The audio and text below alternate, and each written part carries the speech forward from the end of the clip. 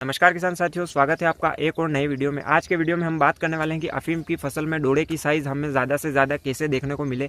अगर ये वीडियो आप आखिरी तक देख लेते हैं तो मैं आपको इस बात की गारंटी देता हूं कि आपकी अफीम की फसल में डोड़े की साइज़ आपको सबसे ज़्यादा देखने को मिलेगी।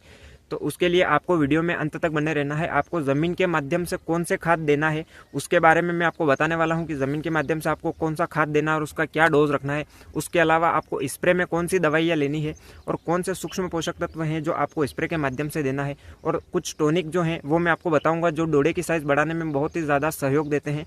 तो ऐसे कुछ टॉनिक, खाद वगैरह और क्या क्या आपको पूर्ति करना है वो सब मैं आपको बताने वाला हूँ। किसान साथियों, बात करते हैं कि आपको कौन से खाद ऐसे देने हैं जो डोड़े बनने की अवस्था में सबसे ज़्यादा ज़रूरी होते हैं। तो सबसे पहले आपको जो देना है वो पोटेशियम देना है।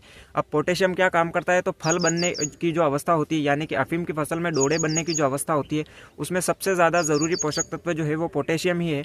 पोटेशियम फल की साइज़ को तो बढ़ाता ही है, उसके अलावा जो आपके जो डोड़े का छिलका है उसको भी बहुत ही ज़्यादा मजबूत बनाता है। अब कई बार आप देखते होंगे कि आप एक चीड़ लगाते हैं और डोड़े आपको फटे हुए दिखते हैं। उसकी फटे हुए डोड़ों की वजह से आपको बहुत सारा नुकसान होता है, क्योंकि जो डोड़ा फट जाता है ना तो वो दूसरी चीर देता है, और उसके अलावा जो उसमें से पोस्ता दाना गिर जाते हैं वो भी आपका सीधे सीधे नुकसान ही होता है। और ऐसे हर साल हमें कई सारे डोड़े देखने को मिलते हैं जिसमें डोड़े फटने की समस्या आती है। तो सबसे पहली बात कि आपको पोटेशियम की कमी पूरी करना है। उसकी वजह से क्या होगा कि डोड़े की साइज तो आपको ज़्यादा देखने को मिलेगी ही, और उसकी बाहरी त्वचा मजबूत होने से आपको ये फायदा देखने को मिलेगा कि वो दूसरी चीर या तीसरी चीर तक भी उसको लगाएंगे तो वो डोड़ा मजबूत रहेगा और उसमें से दूध आता रहेगा।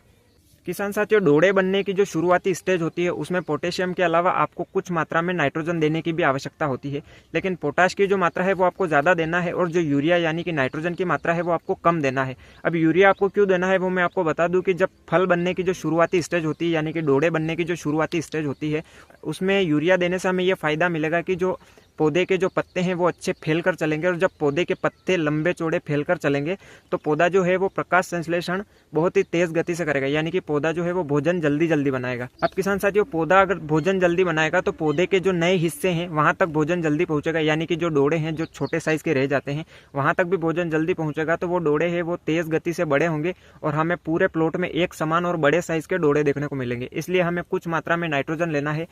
किसान साथियों, एक बात का हमेशा ध्यान रखना है कि आपको यूरिया का पूरा कट्टा नहीं डाल देना है, बस कुछ मात्रा में ही आपको यूरिया लेना है। अब पोटेशियम, यूरिया वगैरह इनका क्या डोज रखना है वो मैं आपको वीडियो के अंत में बताऊंगा। किसान साथियों, पोटेशियम और यूरिया के अलावा हमें जो तीसरा खाद देना है वो हमें कैल्शियम देना है। अब कैल्शियम हमारे अफीम की फसल में क्या काम करता है, तो मैं आपको बता दूं कि ये जो है विकृत डोड़े जो होते हैं वो विकृत डोड़े नहीं बनने देता है। विकृत डोड़े जैसे कि आपने देखा होगा, डोड़े पर हमें काले काले धब्बे देखने को मिलते हैं। जब आपकी अफीम की फसल में फूल नहीं रहते हैं और सारे डोड़े बन जाते हैं तब जो है कई सारे डोड़ों पर हमें काले काले धब्बे देखने को मिलते हैं। कई किसान साथियों को लगता है कि वो जो काले धब्बे हैं वो काली मस्सी का प्रकोप है और वो बार बार स्प्रे करते रहते हैं। तो किसान साथियों, वो काली मस्सी का प्रकोप नहीं होता है, वो कैल्शियम की कमी की वजह से भी काले काले धब्बे देखने को मिलते हैं, क्योंकि कैल्शियम की कमी की वजह से ही जो है हमें अफीम की फसल में विकृत डोड़े को देखने को मिलते हैं। किसान साथियों, पोटाश, यूरिया और कैल्शियम के अलावा जो आपको तीसरी चीज़ लेना है वो आपको लेना है मैग्नीशियम।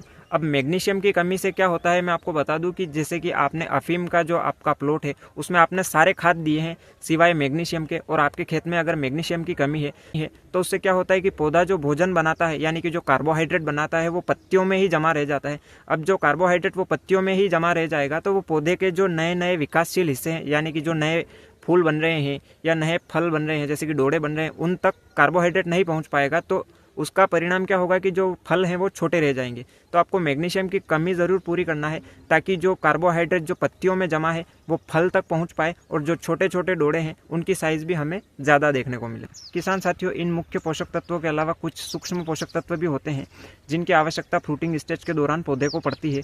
अब वो सूक्ष्म पोषक तत्व हैं जिंक, मैंगनीज और बोरान, जिनकी कमी आप स्प्रे के माध्यम से पूरी कर सकते हैं। अगर उनको ज़मीन के माध्यम से ना भी दे तो चलेगा, क्योंकि वो कम मात्रा में चाहिए होते हैं तो आप स्प्रे में ले सकते हैं। आप कोई भी सफ़ेद मस्सी या काली मस्सी का अगर स्प्रे कर रहे हैं तो उसके साथ में जिंक, मैंगनीज, बोरान का जो टॉनिक वगैरह आते हैं जो मार्केट में हमें देखने को मिलते हैं वो आप साथ में लेकर स्प्रे कर सकते हैं। किसान साथियों, बात करते हैं डोज की। मैं आपको डोज बताऊं उससे पहले मैं आपको ये बता दूं कि आपको पोटाश जो है वो कौन सा वाला लेना है। तो आपको जो पोटाश लेना है वो SOP वाला लेना है, यानी कि सल्फेट ऑफ पोटैश लेना है।